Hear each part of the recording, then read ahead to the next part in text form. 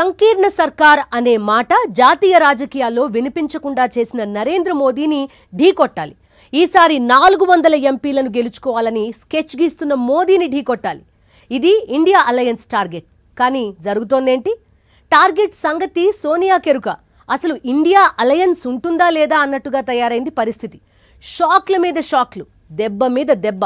కూటమిలో fire brands, trouble shooters అనుకున్న వాళ్లంతా కుంపట్లు రాజేశారు. ఇక నితీష్ కుమార్ అయితే జంపింగ్ జపాంగ్ సాంగ్ అందుకున్నారు. వీటన్నింటి నేపథ్యంలో ఇండియా అలయన్స్ ని చీకట్లు కమ్ముకున్నాయి. దీనిపైనే ఇవాల్టి మ్యాగజైన్ స్టోరీ. ఈసారి కేంద్రంపై సత్తా చాటాలన్నారు, కూటమి కట్టాలన్నారు, మోదీ సంగతి తేల్చేస్తామన్నారు. కలిశారు, అలయన్స్ గా ఏర్పడ్డారు. ఆ వెంటనే అలకలు మొదలైపోయాయి. ఆ తర్వాత భాగస్వామ్య పార్టీల మధ్య లుకలుకలు స్టార్ట్ అయ్యాయి. అదే సమయంలో కూటమిలో ఆధిపత్యం తనదే ఉండాలంటూ కాంగ్రెస్ పావులు కదుపుతూ వచ్చింది. ఆ పైన కాంగ్రెస్ వైపు చూస్తూ తృణమూల్, ఆప్ లాంటి పార్టీలు మీకు మీరే మాకు మేమే అంటూ సాంగ్ అందుకున్నాయి. ఈ ట్విస్ట్లతోనే కూటమిలో కుంపట్లు రాజుకున్నాయని అంతా అనుకుంటున్న వేళ నితీష్ కుమార్ బాంబు పేల్చారు. ఎన్డీఏకి జై కొట్టి ఇండియా అలయన్స్ ని చావు దెబ్బ కొట్టారు. నరేంద్ర మోదీని ఢీకొట్టే ధీటైన నాయకుడు కానీ, పార్టీ కానీ, కూటమి కానీ దేశంలోనే లేదంటూ బీజేపీ ధీమా ప్రదర్శిస్తున్న వేళ ఈసారి లెక్కలు మారుస్తామంటూ ఇండియా అలయన్స్ తెరపైకి వచ్చింది. నిజానికి యూపీఏనే ఇండియా కూటమిగా అవతరించిన అటు కాంగ్రెస్ తో సహా కూటమిలోని భాగస్వామ్య పార్టీలు ఈసారి వార్ వన్ సైడ్ కాదని చెబుతూ వచ్చాయి. ఒకవైపు బీజేపీ టార్గెట్ 400 ఎంపీ సీట్స్ అంటూ ముందుకు సాగుతుంటే, ఇటు ఇండియా అలయన్స్ మాత్రం 2 అడుగులు ముందుకు వేస్తే 4 అడుగులు వెనక్కు వేస్తున్నట్టుగా తయారైంది. కలహాలను పక్కన పెట్టి కూటమిలోని భాగస్వామ్య పార్టీలన్నీ ఐక్యతను చాటడం సాధ్యమేనా అన్న చర్చ సాగుతోన్న తరుణంలోనే మమతా బెనర్జీ నుంచి కేజ్రీవాల్ దాకా వరుస షాక్స్ ఇస్తూ వచ్చారు. ఇప్పుడు నితీష్ కుమార్ ఏకంగా కూటమికే గుడ్ బై చెప్పి ఎన్డీఏకి జై కొట్టేశారు. నితీష్ కుమార్ ఇండియా అలయన్స్ లో కీలక నేత, ట్రబుల్ షూటర్. 2013లో నరేంద్ర మోదీని ప్రధానమంత్రి అభ్యర్థిగా ప్రకటించడాన్ని వ్యతిరేకిస్తూ ఎన్డీఏ నుంచి బయటకు వచ్చిన నాయకుడు ఇప్పుడు మళ్లీ నరేంద్ర మోదీకి జై కొట్టేశారు. ఈ మధ్య కూడా ఒకసారి అటు వెళ్లి ఇటు వచ్చిన నితీష్ కుమార్ తాజాగా మరోసారి జంప్ జిలానీ అవతారమెత్తారు. సరిగ్గా ఏడాది క్రితం చావనైనా చస్తాను కానీ బీజేపీతో మాత్రం మళ్లీ కలవనని భీష్మ ప్రతిజ్ఞ చేశారు నితీష్. కట్ చేస్తే ఏడాదిలోనే ప్లేట్ తిప్పేశారు. 40 ఎంపీ స్థానాలు ఉన్న బీహార్ హిందీ బెల్టులో కీలక రాష్ట్రం. నితీష్ నిర్ణయంతో ఇండియా అలయన్స్ కి కొత్త కష్టాలు తప్పవని రాజకీయ వర్గాలు చెబుతున్నాయి. నిజానికి నితీష్ కి కూటములను మార్చడం చాలా అలవాటైన పని. JDU, BJP, RJD, Congress. బీహార్లో 4 స్తంభాలాట తరహాలోనే ఎన్నికల సమరం సాగుతుంది. తన అవసరాలను బట్టి, ప్రయోజనాలను బట్టి కూటములను మార్చడంలో నితీష్ మాస్టర్. 2005 నుంచి చూస్తే ఈ 19 ఏళ్ల కాలంలో కేవలం 9 నెలలు మినహా బీహార్ ముఖ్యమంత్రిగా నితీష్ కుమార్ చక్రం తిప్పుతూనే ఉన్నారు. ఇప్పుడు బీహార్ సీఎంగా 9వ ప్రమాణ స్వీకారం చేసి రికార్డు సృష్టించారు నితీష్. నితీష్ కుమార్ కి బాగా చెడ్డ పేరు వచ్చేసింది. పల్టురామ్ అనేది. పల్టురామ్ అంటే పార్టీలు మారుస్తుంటాడు, ఆయనకి పల్టురామ్ అని పెట్టాడు. సో ఆయన క్రెడిబిలిటీ రాక్ బాటమ్ లో ఉంది ఈ రోజు. సో దానివల్ల ఏమిటంటే ఎన్డీఏ అలయన్స్ కి దెబ్బ అవుతుంది. అయితే ఎంత పల్టురామ్ అయినా నితీష్ కుమార్ ఏంటంటే సుశాసన్ బాబు అనే పేరు ఉంది. ఆయన ఏంటంటే క్లీన్ ఇమేజ్ ఉంది. దాని తర్వాత ఈ డైనాస్టిక్ పాలిటిక్స్ పర్సూ చేయడు. దానివల్ల కొంత ఓట్లు ఆయనకి 14-15% ఓట్స్ ఉన్నాయి. 16% దాకా లాస్ట్ టైం వచ్చినట్టు ఉన్నాయి. సో 16% వాళ్ళకి బీజేపీకి తన ఓటు పర్సంటేజ్ 2 కలిపితే అది అడ్వాంటేజ్ ఉంటుంది. దాంట్లో ఎలాంటి డౌట్ లేదు. బీజేపీ ఒక్కలే కంటెస్ట్ చేసే కన్నా జేడీయూకి తక్కువ ఓట్లు వచ్చి బీజేపీతో కలిస్తే వాళ్ళకి అడ్వాంటేజ్ ఉంటుంది. నితీష్ కుమార్ జాతీయ స్థాయి నేత, ట్రబుల్ షూటర్ గా పేరు పొందిన నాయకుడు. అయినా సరే తన అవసరాల కోసం కూటములు మార్చడానికి, తనను నమ్మిన పార్టీలను మోసం చేయడానికి ఏమాత్రం మొహమాట పడని నాయకుడు. తన స్వార్థం కోసం రంగులు మార్చడంలో నితీష్ స్థాయి, సామర్థ్యం వేరు. సమతా పార్టీ పెట్టిన 2 ఏళ్లకే ఎన్డీఏకి జై కొట్టి వాజ్పేయి సర్కార్ కేంద్ర మంత్రి అయ్యారు. 2003లో జేడీయూ పేరుతో వేరుకుంపటి పెట్టుకున్నారు. ఆర్జేడీ పాలనపై నిప్పులు కక్కుతూ నితీష్ కుమార్ చేసిన రాజకీయం 2005, 2010లో వరుసగా 2 సార్లు సీఎంని చేశాయి. అప్పటిదాకా తిట్టిన తిట్టు తిట్టకుండా ఏ కాంగ్రెస్ ని, ఏ ఆర్జేడీనైతే తిట్టాడో అవే పార్టీలతో కలిసి మహాగఠబంధన్ ఏర్పాటు చేశారు. 2015లో తిరిగి పవర్ ని నిలబెట్టుకున్నారు. రెండేళ్లు గడవగానే కాంగ్రెస్ ని ఆర్జేడీని వదిలి మళ్లీ బీజేపీకి జై కొట్టారు.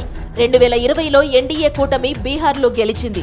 కొద్ది కాలం బుద్ధిగా ఉన్న నితీష్ ఎన్డీఏని వీడి మహాగఠబంధన్ పేరుతో మళ్లీ ఆర్జేడీ కాంగ్రెస్ తో జతకట్టాడు. జీవితంలో బీజేపీతో చేరేది లేదని ప్రతిజ్ఞ కూడా చేశారు.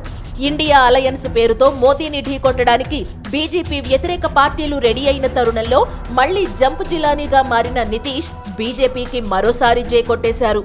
ఎమర్జెన్సీ తరువాత జనతా కాంగ్రెస్ పార్టీల మధ్య నేతలు విపరీతంగా మారేవారు. అలాంటి నేతలను ఉద్దేశించి ఆయారాం గయారాం అన్న పొలిటికల్ సెటైర్ పుట్టింది. దాన్ని తలదన్నే స్థాయిలో సీఎం స్థానాన్ని కాపాడుకోవడానికి నితీష్ కూటములు మార్చుతూనే ఉన్నారు. ఇప్పుడు మరోసారి జంప్ జిలానీగా మారి ఇండియా కూటమికి ఊహించని షాక్ ఇచ్చేశారు. కూటమిలో భాగస్వామ్య పార్టీలను ఏకతాటి మీదకి తేవడానికి కింద మీద పడుతోన్న కాంగ్రెస్ ని గట్టి దెబ్బే కొట్టేశారు. దేశంలో కాంగ్రెస్ ముఖ్యమంత్రులు 3. దీన్ని బట్టి ఆ పార్టీ పరిస్థితి ఎలా ఉందో అర్థం చేసుకోవచ్చు. ఇలాంటి క్లిష్ట పరిస్థితుల్లో కూడా ఎక్కడా తగ్గేదేలే అన్నట్టుగా కాంగ్రెస్ వ్యవహరిస్తూ వచ్చింది. దీంతో ఇండియా కూటమిలోని కీలక భాగస్వామ్య పక్షాలు కాంగ్రెస్ వైఖరిపై మండిపడుతూనే వచ్చాయి. ఇప్పుడు నితీష్ ఇచ్చిన షాక్తో కూటమి కుదేలవుతుందా అన్న ప్రశ్న తెరపైకొచ్చింది. ఇప్పటికే మమతా బెనర్జీ, కేజ్రీవాల్ మా దారి మేం చూసుకుంటామని 10 జన్పథ్తో చెప్పకనే చెప్పేశారు. మరి ఇకపై ఏం జరగనుంది? జీవితంలో ఇంకోసారి బీజేపీతో కలవనని ఏడాది క్రితం నితీష్ చెబితే నితీష్ కుమార్ ని ఎన్డీఏలో చేర్చుకునేదే లేదని నెలల క్రితం అమిత్ షా చెప్పారు. కానీ అందుకు పూర్తి విరుద్ధంగా పక్కా రాజకీయంగా ఇప్పుడు పరిణామాలు జరిగిపోయాయి. ఇండియా అలయన్స్ ఏర్పాటులో కీలక పాత్రను పోషించిన నితీష్ కుమారే ఇప్పుడు కూటమిని వీడారు. 2022 ఆగస్టు 8న బీజేపీని మరోసారి విభేదించి ఎన్డీఏ నుంచి బయటకొచ్చిన నితీష్ కుమార్ తన చిరకాల ప్రత్యర్థి ఆర్జేడీ అధినేత లాలూ ప్రసాద్ యాదవ్తో చేయి కలిపారు. కాంగ్రెస్తో కాస్త దూరంగానే ఉంటున్న తృణమూల్ కాంగ్రెస్, ఆప్, సమాజ్వాదీ పార్టీలను ఏకతాటిపైకి తేవటంలోనూ నితీష్ ప్రధాన పాత్రను పోషించారు. ఇండియా కూటమికి కన్వీనర్ కావాలని నితీష్ చేసిన ప్రయత్నాలకు కాంగ్రెస్ చెక్ పెట్టడం మొదలుపెట్టినట్టు నుంచి ఎన్డీఏకు దగ్గర కావాలన్న వ్యూహానికి నితీష్ పదును పెట్టినట్లుగా రాజకీయ వర్గాలు చెబుతున్నాయి. నితీష్ ఎన్డీఏలో చేరడానికి పూర్తిగా కాంగ్రెస్ కారణమని చెప్పడం సరికాదు. కానీ ఇండియా అలయన్స్ లో ఏర్పడిన లుకలుకలకు మమతా బెనర్జీ, కేజ్రీవాల్ ఒంటరిగా పోటీ చేస్తామని చెప్పడానికి మాత్రం కాంగ్రెస్ తీరే కారణం. కర్ణాటక అసెంబ్లీ ఎన్నికల్లో విజయం తర్వాత కాంగ్రెస్ నితీష్ ని, మమతను దూరం పెట్టడం మొదలుపెట్టింది. తర్వాత జరిగిన 5 రాష్ట్రాల ఎన్నికల్లో విజయం సాధిస్తే ఇక కూటమిలో తన మాటకు తిరిగే ఉండదని భాగస్వామ్య పార్టీలు బలంగా ఉన్న రాష్ట్రాల్లో కూడా మెజారిటీ ఎంపీ సీట్లను డిమాండ్ చేయవచ్చని కాంగ్రెస్ వ్యూహరచన చేసింది. కానీ 5 రాష్ట్రాల ఎన్నికల్లో కాంగ్రెస్ కి ఘోర పరాభవం ఎదురైంది. అయినా 10 జన్పథ్ తీరులో మార్పు రాలేదు. కూటమి చైర్మన్ గా మల్లికార్జున్ ఖర్గే నియమించడంతో నితీష్ ఇండియా అలయన్స్ కి హ్యాండ్ ఇవ్వడానికి రంగం సిద్ధం చేసుకున్నారని రాజకీయ పరిశీలకులు విశ్లేషిస్తున్నారు. జాతీయ స్థాయిలో బలమైన అధికార పక్షంగా ఉన్నటువంటి భారతీయ జనతా పార్టీని ఎదుర్కొని విజయపథం వైపు వెళ్ళే అవకాశాలు మాత్రం ప్రస్తుతానికి కనిపించడం లేదు. దీనికి కారణం కాంగ్రెస్ పార్టీ ఆధిపత్య ధోరణి. కూటమి అన్నప్పుడు ప్రాంతీయ పార్టీల కూటమిలో ప్రాంతీయ పార్టీలకు ఆకాంక్షలు, అభిప్రాయాలు, ఆశలు వేరువేరుగా ఉంటాయి. వాటిని పరిగణలోకి తీసుకుని ఆయా పార్టీలను సంతృప్తిపరుస్తూ రాజకీయ వ్యూహం రూపొందించుకుని అడుగులు ముందుకు వేయాల్సి ఉంటుంది. కానీ ఇక్కడ కాంగ్రెస్ పార్టీ దొందుడుకు ధోరణితో వ్యవహరించడం, వ్యూహకర్తల్లో దూరదృష్టి లోపించడం ఆ కూటమికి నష్టం చేస్తున్నాయి. కాంగ్రెస్ చాలా రాష్ట్రాల్లో బలహీనంగా ఉంది. కూటమిలో భాగస్వామ్య పార్టీలు బలంగా ఉన్న రాష్ట్రాల్లో కూడా మెజారిటీ ఎంపీలు లేదా ఎక్కువ ఎంపీ స్థానాలు డిమాండ్ చేయడంతో కూటమిలో లుకలుకలు మొదలయ్యాయి. కాంగ్రెస్ తీరులో ఆగ్రహానికి గురైన మమతా బెనర్జీ పశ్చిమ బెంగాల్లో కాంగ్రెస్ కి 2 సీట్లు ఇస్తామని ప్రతిపాదించింది. కాంగ్రెస్ అందుకు ఒప్పుకోకపోవడంతో సింగిల్ గానే బరిలోకి దిగుతామని తేల్చేసింది. అటు ఆమ్ ఆద్మీ కూడా పంజాబ్, ఢిల్లీలో ఒంటరిగా పోటీ చేస్తుందని కేజ్రీవాల్ తేల్చేశారు.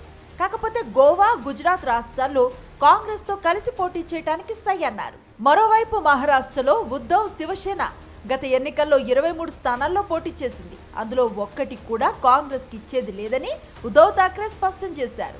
ఈ పరిస్థితిని కాంగ్రెస్ ఎలా చక్కదిద్దుతుందన్న ప్రశ్న తన పరిధిని పెంచుకుంటున్న వేళ బీహార్ నుంచి నితీష్ కుమార్ కూటమికి హ్యాండ్ ఇచ్చేశారు. బలమైన భాగస్వామ్య పార్టీలేవి కాంగ్రెస్ ని లెక్క చేయని నేపథ్యంలో ఇండియా అలయన్స్ పై చీకట్లు కమ్ముకుంటున్నాయి. నితీష్ ని దగ్గరికి తీయటం వెనుక మోదీ, అమిత్ షా దగ్గర పక్కా లెక్కలున్నాయి. 40 ఎంపీ స్థానాలున్న బీహార్లో ఆర్జేడీ, కాంగ్రెస్, లెఫ్ట్ కూటమికి చెక్ పెట్టడానికి నితీష్ తో దోస్తీ అవసరం.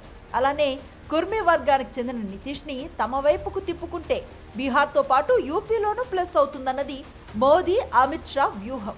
దేశవ్యాప్తంగా అత్యంత బలంగా ఉన్న బీజేపీ ఇంత వ్యూహాత్మకంగా పావులు కదుపుతున్న వేళ కూటమిలో బలమైన భాగస్వామ్య పక్షాలను కాపాడుకోవటానికి కూడా కాంగ్రెస్ ప్రయత్నించకపోవటం రాజకీయ పరిశీలకులను సైతం ఆశ్చర్యానికి గురి చేస్తోంది. నిన్నగాక మొన్న జరిగిన 5 రాష్ట్రాల అసెంబ్లీ ఎన్నికల్లో కాంగ్రెస్ గెలుచుకున్నది కేవలం ఒకే ఒక రాష్ట్రం. 2018లో గెలుచుకున్న 3 రాష్ట్రాలు కూడా ఈసారి చేజారిపోయాయి. నెలల వ్యవధిలోనే సార్వత్రిక ఎన్నికలు ఉన్న సమయంలో ఈ ఫలితాలు కాంగ్రెస్ ని పూర్తిగా నిరాశలో ముంచేశాయి. అదే సమయంలో దెబ్బ మీద దెబ్బ అన్నట్టుగా ఇండియా కూటమిలో లుకలుకలు పతాక స్థాయికి చేరాయి. నితీష్ అయితే కూటమికే గుడ్ బై చెప్పేశారు. ఈ స్థితిలో ఇండియా అలయన్స్ బీజేపీని ఢీకొట్టడం సాధ్యమయ్యే పనేనా అన్న చర్చ దేశవ్యాప్తంగా జోరుగా సాగుతోంది. ఎన్డీఏ ప్రధాని అభ్యర్థి ఎవరన్న ప్రశ్నకి నడుస్తున్న రాజకీయంలో ఏమాత్రం చోట్లేదు. నిజానికి అసలు ఆ ప్రశ్నే లేదు. కానీ ఇండియా అలయన్స్ దగ్గరకు వచ్చేసరికి పరిస్థితి వేరు. నిన్న మొన్నటి దాకా కన్వీనర్ ఎవరన్న దానిపైనే క్లారిటీ లేదు. ఆ పదవి కేంద్రంగా కూటమిలో చాలా రాజకీయాలే నడిచాయి. అలానే ఎన్నికలకు ముందు ప్రధాని అభ్యర్థి ఎవరో ప్రకటించకుండా వ్యూహాత్మక మౌనాన్ని పాటిస్తోంది కాంగ్రెస్. అదే సమయంలో ఛాన్స్ వస్తే నేను ప్రధాని ఎందుకు కాకూడదని ప్రశ్నించే నేతలు నిన్న మొన్నటిదాకా చాలా మందే ఉన్నారు. కానీ ఇప్పుడు వారిలో నితీష్ కూటమి నుంచి లెఫ్ట్ అయితే మమతా బెనర్జీ లాంటి నేతలు ఎన్నికల తర్వాత పొత్తు సంగతి చూద్దాంలే అని తేల్చేశారు. కూటమిలోని భాగస్వామ్య పార్టీలను కాపాడుకోవటంలో, వారిని ఏకతాటిపైకి తేవటంలో విఫలమవుతున్న కాంగ్రెస్ సరికొత్త రీతిలో మోదీపై ఎదురు దాడికి దిగింది. కేంద్రంలో మోదీ సర్కార్పై సంచలన ఆరోపణలు చేశారు కాంగ్రెస్ అధ్యక్షుడు మల్లికార్జున ఖర్గే. దేశంలో ప్రజాస్వామ్యాన్ని పరిరక్షించుకునేందుకు 2024 సార్వత్రిక ఎన్నికలే చివరి ఛాన్స్ అన్నారు. మరోసారి బీజేపీ గెలిస్తే ఆ తర్వాత ఎన్నికలే జరగవన్నారు ఖర్గే. రష్యాలో పుతిన్ తరహాలో అధ్యక్ష పాలన వస్తుందంటూ ఘాటు విమర్శలు గుప్పించారు. ఒడిషా రాజధాని భువనేశ్వర్లో నిర్వహించిన కాంగ్రెస్ కార్యకర్తల సమ్మేళనంలో ఈ వ్యాఖ్యలు చేశారు ఖర్గే. నోటీస్ దేనా, డరానా, धमकाना, उसकी दोस्ती अगर नहीं छोड़ेंगे फिर हम देख लेंगे. डर के कोई दोस्ती छोड़ रहा है, कोई पार्टी छोड़ रहा है, कोई गठबंधन छोड़ रहा है. अरे इतने डरपोक लोग अगर रहे तो क्या यह मुल्क बचेगा? क्या यह संविधान बचेगा? क्या यह डेमोक्रेसी बचेगी? इसीलिए ये आखिरी चांस है आपको वोट देने का.